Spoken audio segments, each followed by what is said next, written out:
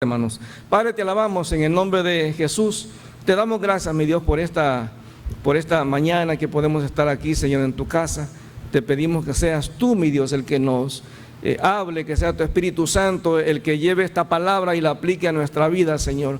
Gracias porque tú eres bueno, porque para siempre es tu misericordia y cada día podemos ver tu obrar en nosotros, Señor. Y hemos visto ya a través de este mes, Señor, este mensaje que tú das a través de la cena, y te pedimos que en esta mañana tú completes este mensaje, Señor, y que seas tú el que nos dé la palabra que tú quieres darnos, Señor. Por eso, mi Dios, te alabamos, por eso te bendecimos, Señor, en el nombre de Jesús, amén.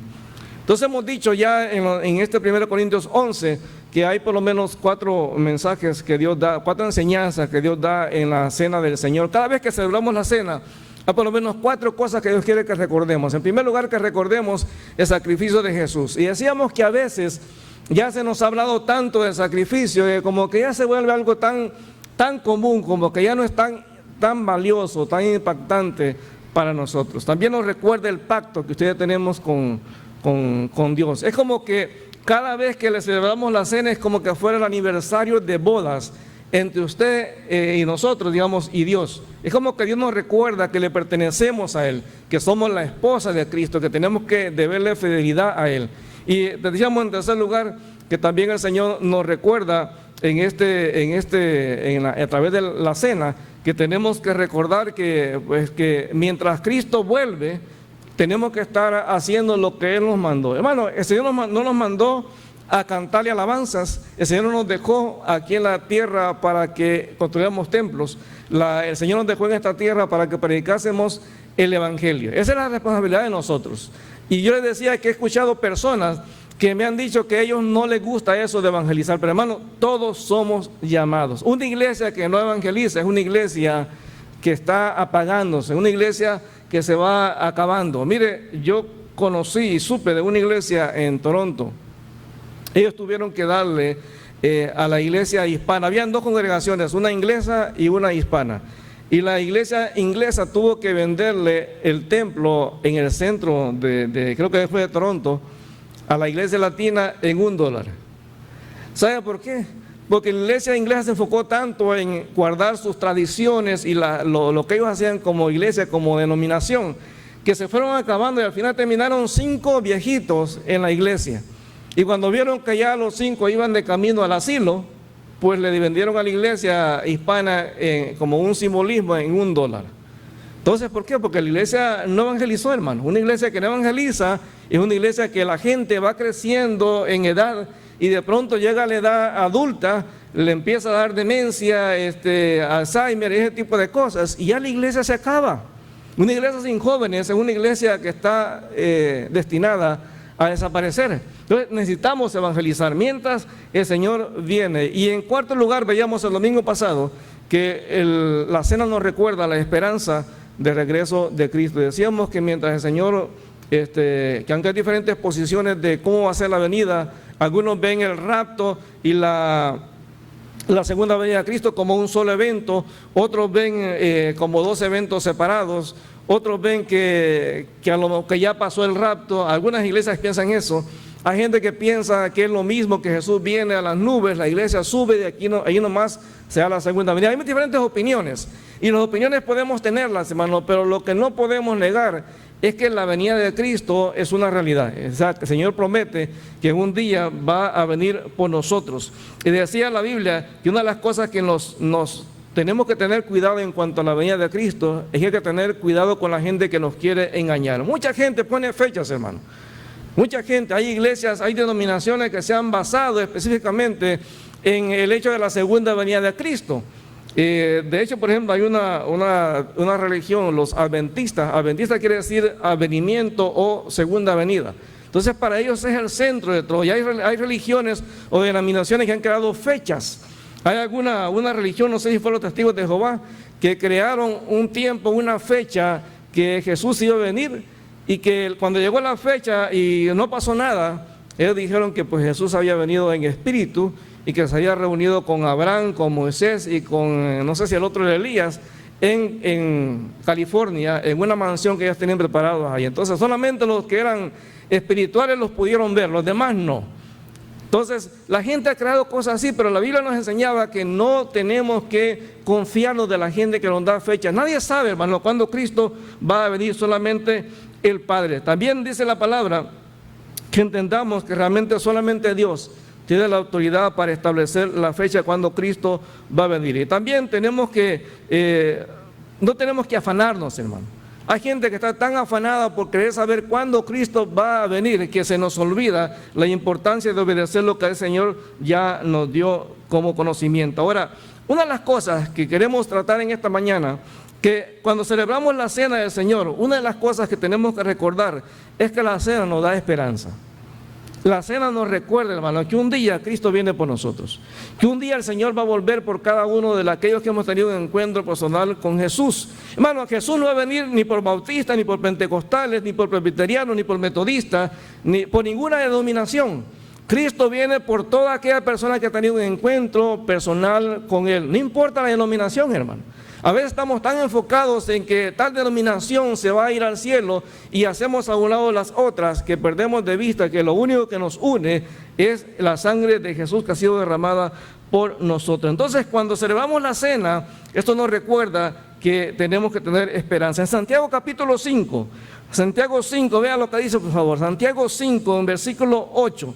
Santiago 5, en el versículo 8. Santiago 5, en el versículo 8.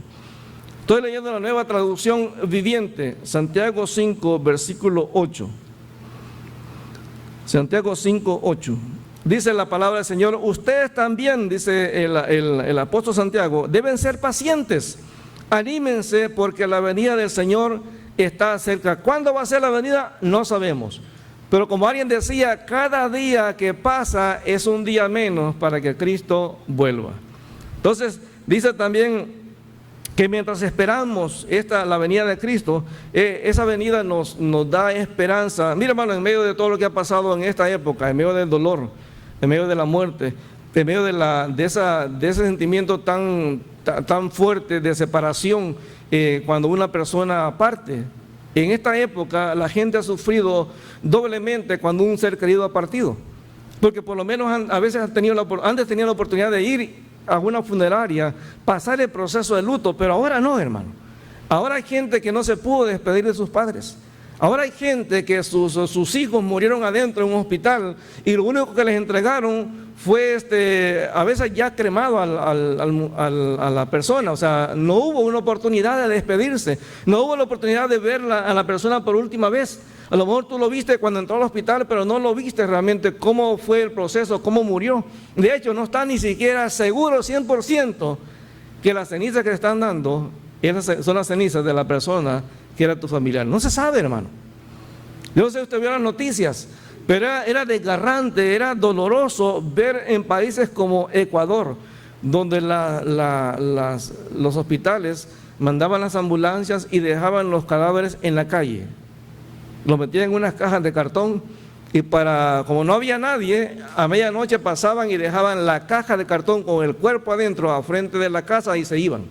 Entonces en la mañana, cuando la gente se levantaba, veía la caja y cuando abrían, ahí estaba la persona que había muerto de COVID, y claro, cuando lo destapaban, se contagiaba otra vez la familia. Entonces es doloroso eso, hermano. O sea, ya el ser humano cuando muere es como menos que un perro, por decirlo así. O sea, ya no hay esa oportunidad de pasar ese proceso de dolor, de ese proceso de luto.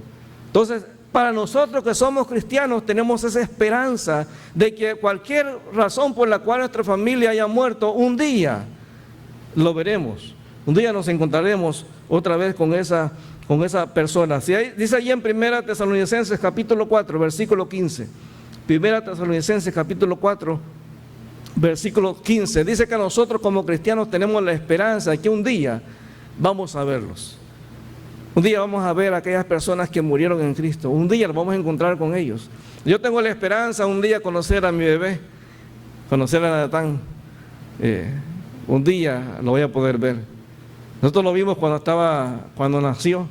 Vivió como 20 minutos y ese fue lo único recuerdo que tenemos. Algunas fotos que tenemos por ahí, pero estaba chiquitito. Un día lo vamos a ver, no sé cómo, pero un día, esa es la esperanza nuestra de que un día Dios nos va a permitir poder encontrarnos con Él. Dice 1 Tesalonicenses capítulo 4, versículo 15. Les decimos lo siguiente de parte del Señor: nosotros los que todavía estemos vivos cuando el Señor regrese, no nos encontraremos con Él antes de los que ya hayan muerto. Pues el Señor mismo descenderá del cielo con un grito de mando, con voz de arcángel y con el llamado de trompeta de Dios. Primero los cristianos que hayan muerto se levantarán de sus tumbas. Luego, junto con ellos, nosotros los que aún sigamos vivos sobre la tierra, seremos arrebatados en las nubes para encontrarnos con el Señor en el aire. Entonces estaremos con el Señor para siempre. Así que anímense unos a otros con estas palabras. Mire, hermano, no hay cosa más dura cuando me han invitado a un funeral de una persona que no es cristiana. Es duro, porque a veces la familia quiere que uno dé palabras te empiezan a tratar de convencer. Mire, mi abuelita era buena persona, mi abuelita era muy cariñosa, mi abuelita era muy trabajadora, y quieren que uno se enfoque en eso. Y casi siempre cuando me han invitado a predicar en un funeral de una persona que no es cristiana, yo me enfoco más en las personas que están ahí, las vivas, en decirles que así como esa persona está ahí ya muerta, sin vida, un día, todos los que estamos ahí en el funeral, un día estaremos así. Y tenemos que prepararnos para ese momento. Ahora, como cristianos sabemos que la muerte puede llegar en cualquier momento. No es que los cristianos deseamos morirnos, nadie desea morirse, hermano. Nadie desea morirse, pero el momento que nos toque tenemos la esperanza que un día nos volveremos a encontrar allá en el cielo con el Señor, y no sabemos, posiblemente muchos dicen que nos vamos a poder reconocer unos a otros. No sabemos, pero tenemos la esperanza que el Señor nos da aquí en este pasaje, de que un día el Señor volverá por nosotros como iglesia, y dice la palabra que Dios los va a resucitar. Todos aquellos que han muerto antes de nuestro tiempo, dice la Biblia que van a ser resucitados con un cuerpo glorificado. No importa cómo la persona haya muerto. Hay gente que tiene problemas con el cremar a las personas cristianas. Pero hermano, usted lo puede enterrar, pero esa persona, cuando sea la resurrección, ahí no hay nada, hermanos. Es un cuerpo glorificado, algo nuevo que Dios va a crear para darle a todas aquellas personas que han muerto en Cristo. Y nosotros, los que estemos vivos, vamos a ser transformados. Y esa es la Biblia que va a ser en un abrir y cerrar de ojos, va a ser algo instantáneo. Ahora, yo me he puesto a conjeturar y a preguntarme yo mismo, ¿qué tipo de cuerpo vamos a tener? ¿Cómo será la gente allá en el cielo? ¿Es que tendremos todos un cuerpo estándar? No sé, hermano, hay muchas preguntas. ¿Es que tendremos el mismo cuerpo que tenemos aquí? No sé, hermano, no sé. Por lo menos lo que la Biblia nos dice es que parece que sí, porque dice que Pedro y los otros apóstoles reconocieron a Moisés y a Elías cuando se aparecieron en la transfiguración, sabían que eran ellos. Entonces puede ser. Así es que no sabemos realmente cómo va a ser en el cielo, pero la esperanza que tenemos es que un día Cristo viene por nosotros, ya sea que hayamos muertos o que estemos vivos en ese momento. Y cada vez que celebramos la cena, cada vez que usted toma ese pan y toma esa copa, el Señor te está diciendo, mira, tranquilo, aunque el COVID llegue a tu familia, aunque alguno de la familia tenga que partir, tranquilo, un día los vas a volver a ver. Un día te vas a volver a encontrar con ellos. Un día vas a volver a poder celebrar, dice el Señor, la cena conmigo allá en el cielo. La segunda cosa que también la cena nos recuerda, es que esta cena nos recuerda que tenemos que motivarnos a vivir de una manera recta antes que Cristo venga. Hermano, hay gente que piensa que Cristo va a tardar muchos años para venir, y a veces tratamos de vivir una vida sin importar si esa vida está glorificando a Dios o no. Pero como cristianos teníamos que tener la motivación de vivir rectamente como discípulos del Señor. Ahí en 1 Tesalonicenses igual, el capítulo 5, versículo 23. 1 Tesalonicenses 5, 23. Vean lo que dice, por favor. 1 Tesalonicenses capítulo 5, en el versículo 23.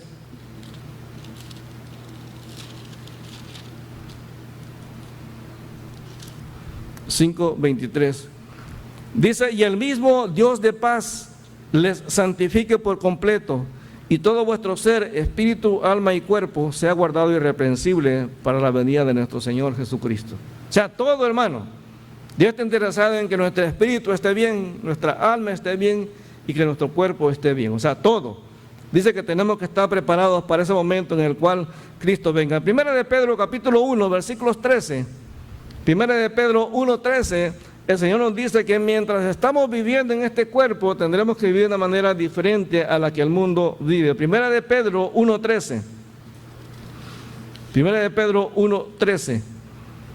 Dice, por eso dispónganse para actuar con diligencia, tengan dominio propio, pongan su esperanza completamente en la gracia que se les dará cuando se revele Jesucristo. Como hijos obedientes, no se amolden a los malos deseos que tenían antes, cuando vivían en la ignorancia. Más bien sean ustedes santos en todo lo que hagan, como también es santo quien los llamó. Pues está escrito, sean santos porque yo soy santo. La Reina Valera dice, sean santos en toda vuestra manera de vivir. Todo lo que hacemos, hermano. Los cristianos no somos cristianos en la iglesia nada más. Los cristianos somos cristianos en cualquier momento, en cualquier lugar donde nos movamos, donde sea que estemos. La gente tiene que saber que nosotros somos discípulos de Cristo. Y el Señor espera que estemos viviendo de una manera honesta, que cuando suene la trompeta, yo no tenga nada de qué avergonzarme delante del Señor. Fíjese que cierta vez conversaba con alguien y le decía algo en lo que yo reflexionaba. Y le decía, ¿sabes qué? Nadie es pecador hasta que lo descubren. O sea, nadie es pecador hasta que lo descubren. Porque todos nos vemos como si nada. Yo no sé si recuerda, pero hace mucho tiempo, cuando empezó Bill Clinton en la presidencia en Estados Unidos, la gente decía, qué tremendo presidente, no hay otro como él. Pero alguien empezó a cuestionarlo sobre su relación con esta Mónica. Y él decía, no. Él ponía las manos atrás y decía, no, yo no he hecho nada. Si yo nada más soy amigo de ella, pero no hay nada. Entonces los expertos en los gestos del cuerpo, en el lenguaje corporal decía, él con sus gestos estaba diciendo lo contrario a lo que decía con su boca. Porque él decía que no con la boca, pero a poner las manos atrás, eso significaba que él estaba ocultando algo. Y al final de tanta presión, él tuvo que reconocer que había fallado y que había tenido una relación ilícita con Mónica, no me acuerdo del apellido de ella. Okay. Entonces, pero mire, él no reconoció lo que había hecho, su pecado, hasta que lo descubrieron. ¿Se acuerda de David? David iba al templo todos los días durante 9 meses. Y cuando ya iba a dar a luz Betsabé, el Señor le manda al profeta. Y Dios le dice a través del profeta a David, oye, había un hombre que tenía una ovejita, pero había un vecino que tenía muchas. Y un día ese que tenía muchas recibió una visita y en lugar de matar una de las que él tenía, mató a la única que tenía el vecino. Ahora, ¿qué merecerá ese hombre? ¿Y cuál fue la reacción de David? Ese hombre merece la muerte. Y el profeta le dice, ese hombre eres tú. En ese momento David se da cuenta que lo cacharon.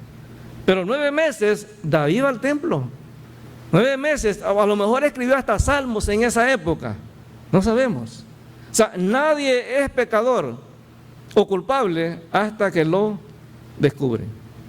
Entonces, cuando lleguemos a ese momento en el cual Dios venga por nosotros y Dios nos pida cuenta de lo que hemos hecho en nuestra vida, en ese momento nos daremos cuenta si lo que vivimos fue agradable o no delante de Dios. Fíjense que ahí en 1 Corintios capítulo 11, 1 Corintios 11, versículo 27, cuando habla de que tenemos que esperar la venida de Cristo, nos dice que cuando estamos tomando la cena, necesitamos examinarnos cada uno a sí mismo.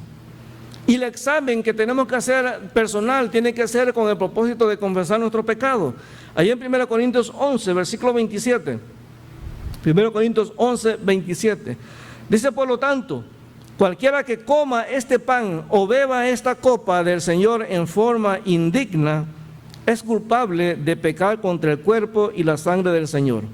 Por esta razón, cada uno deberá examinarse a sí mismo antes de comer el pan y beber la copa. Es decir, yo tengo que examinar mi vida de una manera personal antes de tomar la cena. Ahora, la pregunta que usted y yo tenemos que hacernos es esta: ¿qué tipo de pecados confesamos cuando nos examinamos? ¿Qué tipo de pecado confesamos? Versículo 29, vea lo que dice. Pues si alguno come el pan y bebe de la copa sin honrar el cuerpo de Cristo, come y bebe el juicio de Dios sobre sí mismo. Esta es la razón por la que muchos de ustedes son débiles y están enfermos y algunos incluso han muerto. Pero si nos examináramos a nosotros mismos, Dios no nos juzgaría de esa manera. Sin embargo, cuando el Señor nos juzga, nos está disciplinando para que no seamos condenados junto con el mundo. Hermano, muchas veces, cuando nosotros nos examinamos antes de tomar la cena, muchas veces nuestra confesión de pecado incluye que hemos mentido, que a lo mejor hemos hecho cosas que no están bien, que a lo mejor hemos dicho cosas que no son correctas. Sin embargo, analícese usted y déjeme examinar a mí mismo también. ¿Cuántas veces usted y yo le hemos pedido perdón a Dios por no valorar la sangre de Cristo? ¿Cuántas veces le hemos pedido perdón a Dios por no cumplir el pacto con Él? ¿Cuántas veces le hemos pedido perdón a Dios por no compartir su palabra con los que no lo conocen? ¿Cuántas veces le hemos pedido perdón a Dios por no estar esperando su segunda venida? ¿Cuántas veces? La mayoría de nosotros no consideramos eso como pecado. Dice el libro de Hebreos que hay de aquel que tiene por inmunda la sangre del pacto. Dice, horrenda cosa es caer en manos del Dios viviente. Entonces, muchas veces tomamos la cena y se vuelve como algo tan monótono y no nos damos cuenta que la cena me está recordando que yo tengo que pedirle perdón a Dios por no haber valorado la sangre de Jesús, por no estar cumpliendo el pacto, por no estar obedeciendo el hecho de estar predicando la palabra, por no estar esperando la venida de Cristo. Hay gente que vive como si Cristo nunca vaya a venir.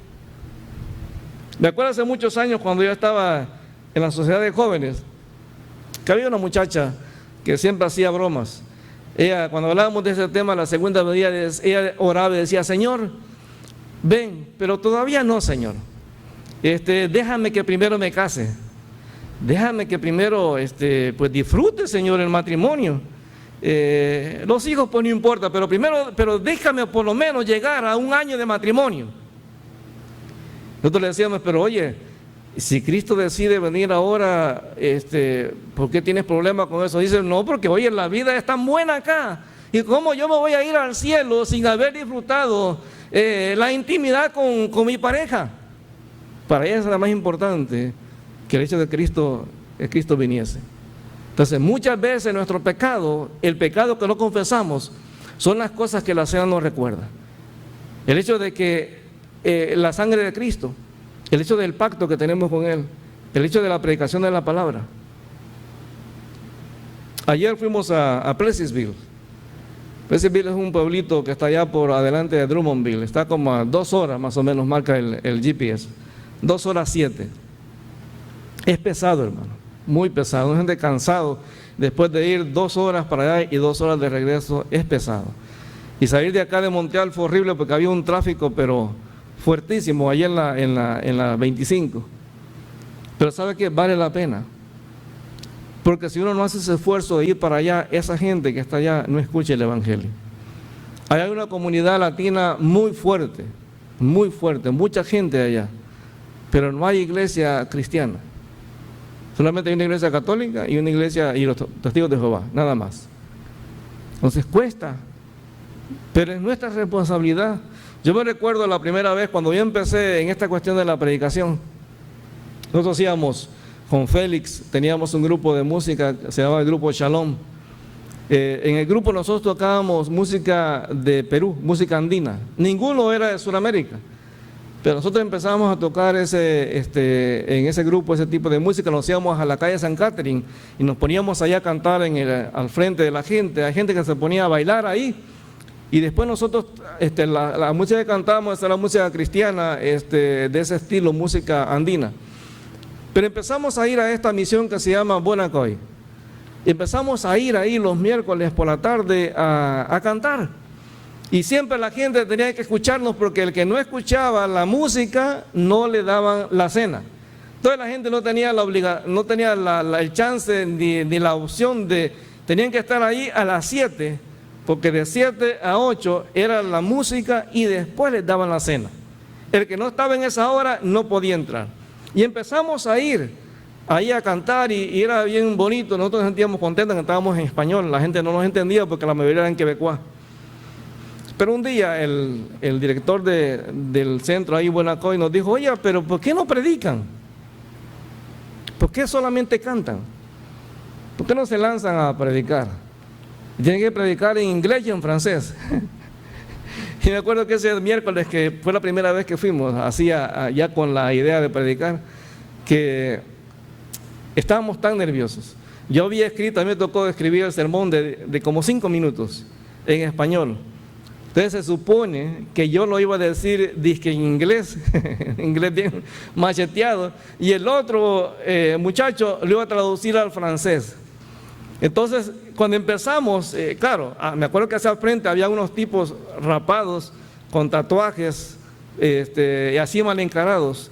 Y cuando empezamos a hablar del Evangelio, el mensaje del Evangelio, en un momento nos trabamos, no sabíamos cómo se traducía esa palabra del español al inglés o al francés, y empezamos a voltear: oye, ¿cómo se dice esto? Atrás estaba el grupo orando por nosotros. Entonces la gente de pronto empezó a gritar diciendo: oye, sigan, les estamos entendiendo lo que están diciendo. Y hay momentos que hablamos mezclado el español y el inglés con el francés. Y al final yo me recuerdo que yo digo: si hay alguna persona acá en este lugar que quiere entregarle su vida a Cristo, ven acá al frente. Oye, nosotros no sabíamos qué hacer después cuando esa gente empezó a pasar. Gente en la calle, hermano. Gente drogadicta, gente borracha. Empezó a pasar al frente y nosotros no sabíamos qué hacer. Entonces vemos al director del centro que está ahí y le dijimos: oye, venga usted, porque ¿qué hacemos ahora? Ya nuestro vocabulario en francés se había terminado. Ya no sabíamos ni qué decir. Y ese día nos dimos cuenta de que Dios te puede usar a pesar de tus limitaciones. Después de haber pasado todo ese tiempo de predicación, me recuerdo que ya cuando íbamos de regreso con todo el grupo, empezamos a conversar con los demás del grupo. Les dijimos lo que nos había pasado al frente de esta gente. Y ellos nos empezaron a decir que cuando estábamos nosotros predicando, atrás algo sucedió que nosotros no vimos. Y ellos dicen: mire, estábamos orando y algo empezó a suceder. Empezamos a sentir una presencia atrás y sentíamos una paz, una tranquilidad, y seguimos orando. Y: Señor, gracias porque tú vas a tocar a la gente. Y empezamos a orar y sentimos la convicción de que Dios estaba haciendo algo allá afuera. Nosotros, nos decían ellos, no lo vimos. Y les empezamos a contar cómo Dios había tocado la vida de esa gente sin saber francés y sin saber inglés. O sea, cuando yo me dispongo a dejar que Dios me use, hermano, Dios hace cosas maravillosas. Entonces Dios espera que cada vez que tomamos la cena me recuerda: mira, Dios quiere que más gente participe en este tiempo de la cena. Ahora, cada día, hermano, que pasa otra vez es un día menos para que Cristo vuelva por nosotros. Vean conmigo Apocalipsis capítulo 22, por favor. Apocalipsis capítulo 22. Cada día debemos de vivirlo en obediencia, como si fuese el último que vamos a vivir en este mundo.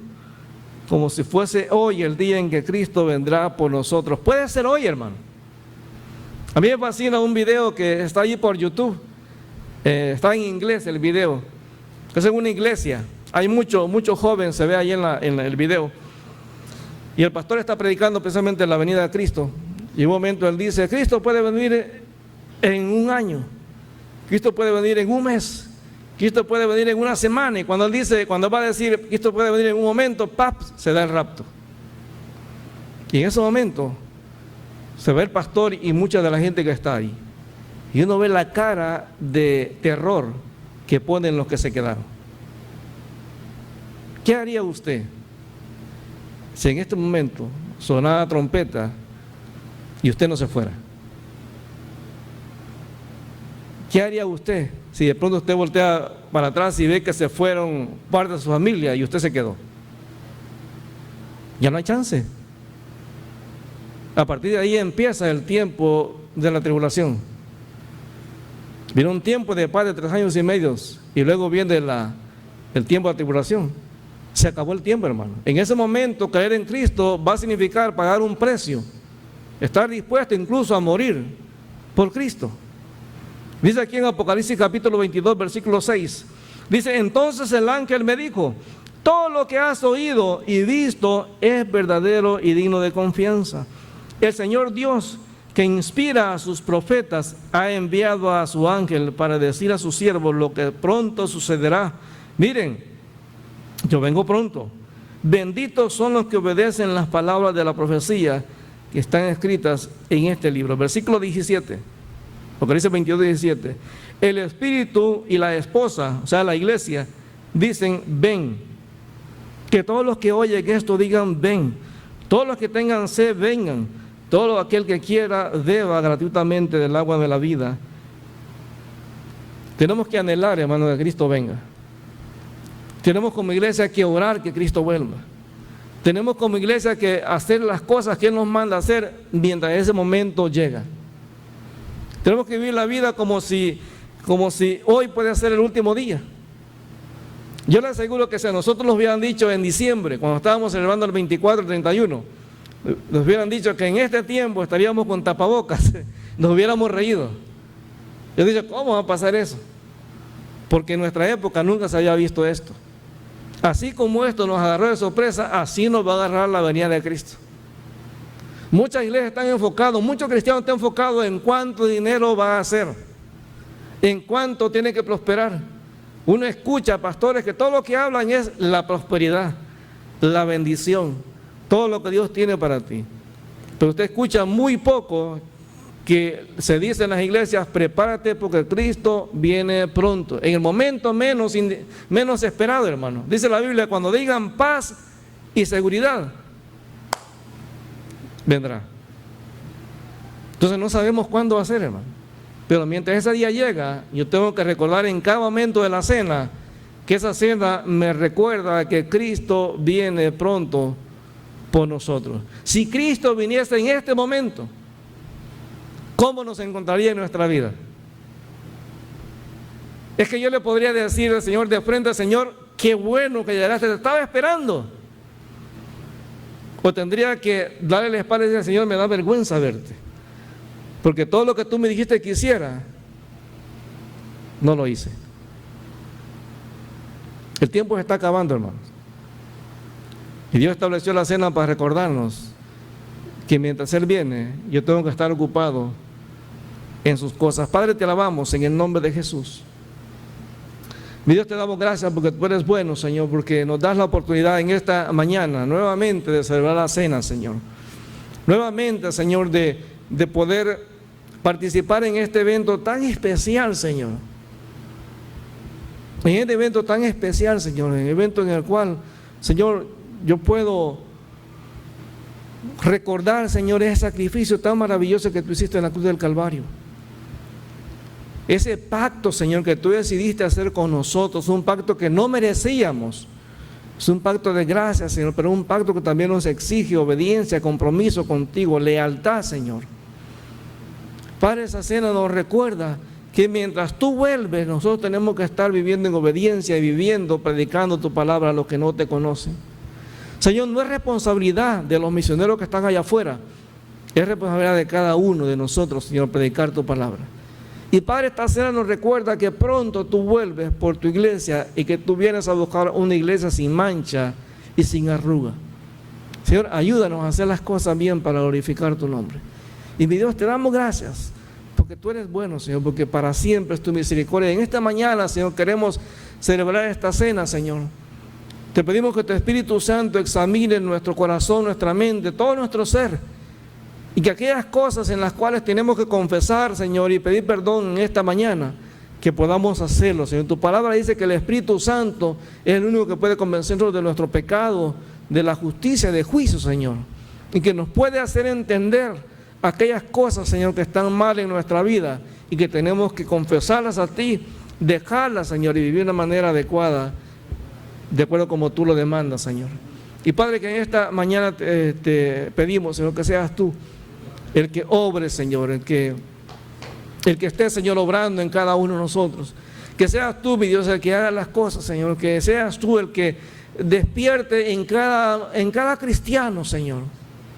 En cada cristiano, Señor, ese deseo de predicar, Señor, a los que no te conocen. Padre, la gente se está muriendo sin Cristo. Cualquiera que sea la razón, Señor. ¿Cuánta es esa gente que ha muerto por el COVID, Señor? Ha muerto realmente, Señor, estando ya con Cristo. ¿Cuánta de esa gente se ha ido ya al infierno, Señor? ¿Cuánta de esa gente se ha perdido, Señor? ¿Cuánta de esa gente, Señor, a lo mejor en un momento tuvieron la oportunidad de escuchar el Evangelio, pero, Señor, no hubo que ese cristiano que estaba ahí cerca de ellos les pudiese hablar, Señor? No quiso hablarles. Padre, perdónanos por las veces en las cuales hemos podido tener la oportunidad de hablarle, Señor, a la gente y no lo hemos hecho, Señor. Padre, perdónanos, porque en medio de las cosas, Señor, luego de las cosas que estamos pasando en nuestra vida diaria, Señor, Tú quieres que nos detengamos, Señor. Tú quieres que nos demos cuenta de la urgencia que hay de predicar tu palabra, Señor. Padre, en el nombre de Jesús, amado hermano, ahí donde tú estás, empieza a darle gracias a Dios por ese sacrificio en la cruz del Calvario. Si hay que pedirle perdón a Dios porque no hemos valorado ese sacrificio, este es el momento para hacerlo. Es el momento para decirle a Dios: Señor, yo recuerdo el pacto que tengo contigo y me comprometo nuevamente a obedecerlo. Padre, me comprometo contigo a predicar tu palabra a los que no te conocen. Señor, me comprometo contigo, Señor, a orar, a anhelar tu regreso a la tierra, Señor, por tu pueblo, Señor. Pero mientras eso pasa, ayúdanos a ser fieles a ti en todo momento. Gracias, Señor, en el nombre de Jesús. Gracias, Señor, en el nombre de Jesús.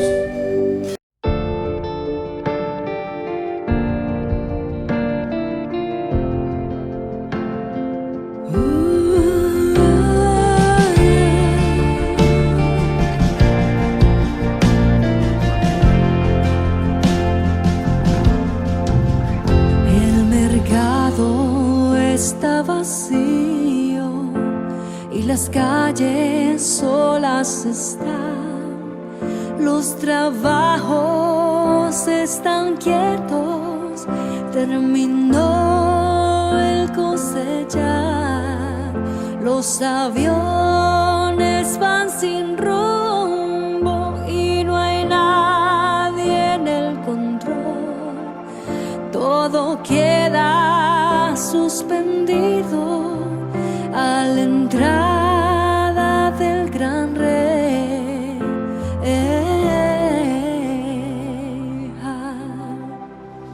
El rey ya viene, oh, el rey ya viene, ya se escucha